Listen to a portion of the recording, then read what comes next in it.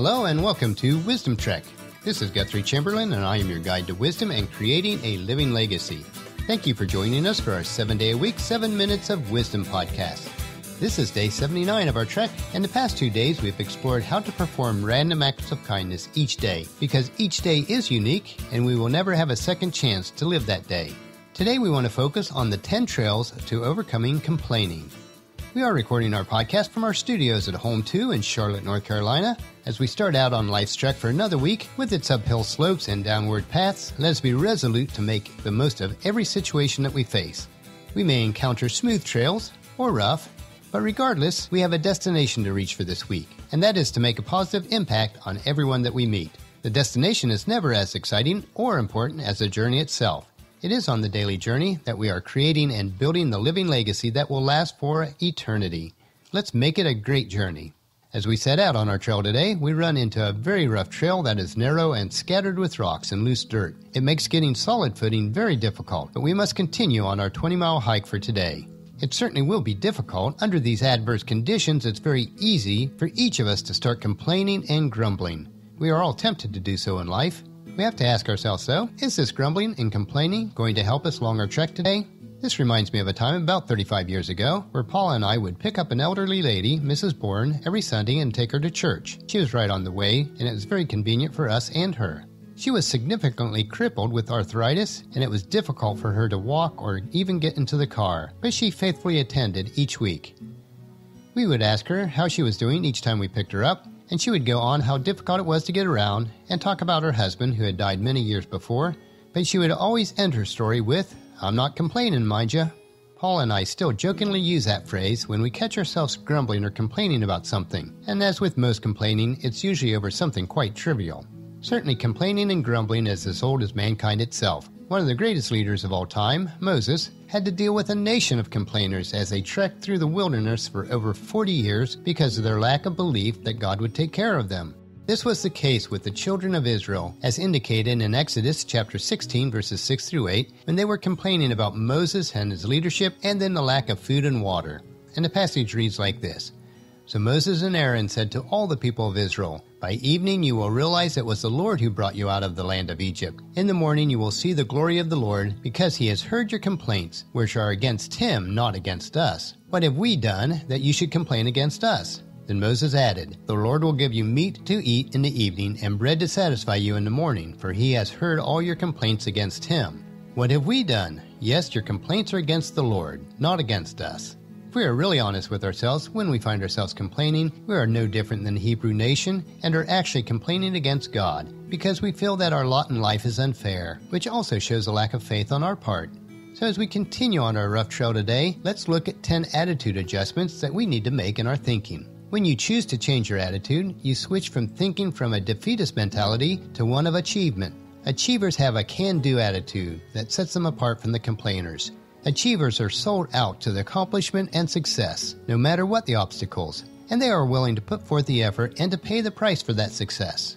So here are 10 milestones you can reach on your trek today that will allow you to turn your attitude from complaining to an attitude of accomplishment, or a can-do. Milestone number 1, overcome helplessness with solutions. Can-do people aggressively pursue solutions and, in the process, uncover creative solutions others never even try to find. Rather than wallowing in helplessness, can-do people search diligently to overcome the obstacles in front of them. Milestone number 2, take responsibility and then take action. Can-do people are fearless. They go straight to the source of their solution. Their very effort commands attention as they wrestle problems to the ground with expediency. They don't wait, they initiate. Milestone number 3, live in a no-complaining zone. Can-do people abstain from complaining. They recognize the futility and guard their minds and mouths against indulging in such time-wasting activity. Milestone number 4, look through the eyes of others. Can-do people empathize with others. They attempt to see any predicament from the other person's perspective in order to make the best decisions. Milestone number 5, embrace and grow your passion. Can-do people are immune to burnout. They love what they do because they've learned how to fuel the fire that keeps them moving. The prize is not given to the person who is the smartest, nor the person with the advantages in resources or position, but to the person with passion and persistence. Milestone number 6. Hike that second mile. Can-do people exceed expectations. While others settle for an acceptable solution, they aren't satisfied until they have achieved the unimagined. They set expectations for themselves higher than what is dictated by people or the situations around them. Milestone number 7. Remove the shackles and then take action. Can-do people take action. While others are crippled by worry, fear, and anxiety, they have the fortitude to press forward. That perfect moment when all is safe and assured may never arrive, so why wait for it? Milestone number 8. Continually pivot. Can-do people can adjust to change. They don't get caught complaining about the unexpected curve on the trail. They accept transition with optimistic outlook. Milestone number 9. Don't quit until it's finished. Can-do people not only initiate, they finish. They are self-starters and self-finishers. They stick with the process and have the capacity to finish the job. And milestone number 10. Expect results based on commitment. If you make an all-out commitment with a can-do attitude, expect a return. Passionate commitment is contagious, and resources follow resolve. Committed individuals will reap rewards and find open doors as others are drawn to the excitement and energy emanating from them. Now on our trek of life, we need to put away the excuses and complaining. When we complain, it shows a lack of faith in our life. A faith without works, which is a dead faith.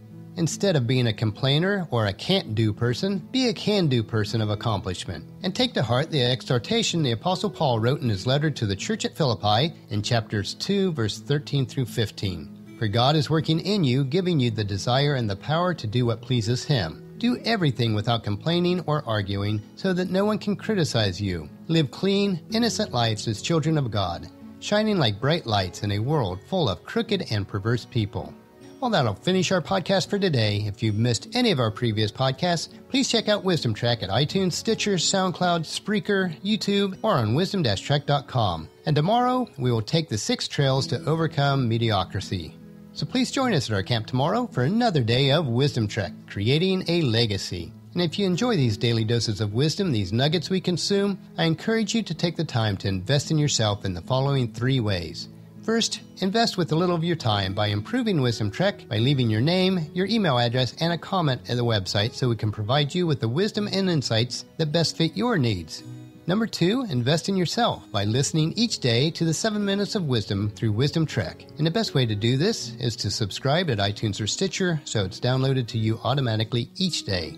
And 3, invest in the life of others that you care about by sharing with your family and friends, either in person or online, to join us on our Wisdom Trek each day. And if you haven't done so before, please leave a review and rating at iTunes or Stitcher so that we'll gain exposure to others and they can join us on our Wisdom Trek. The journal for the podcast can be found at wisdom-trek.com, where we also have pictures, tweetable quotes, wisdom nuggets, and free resources.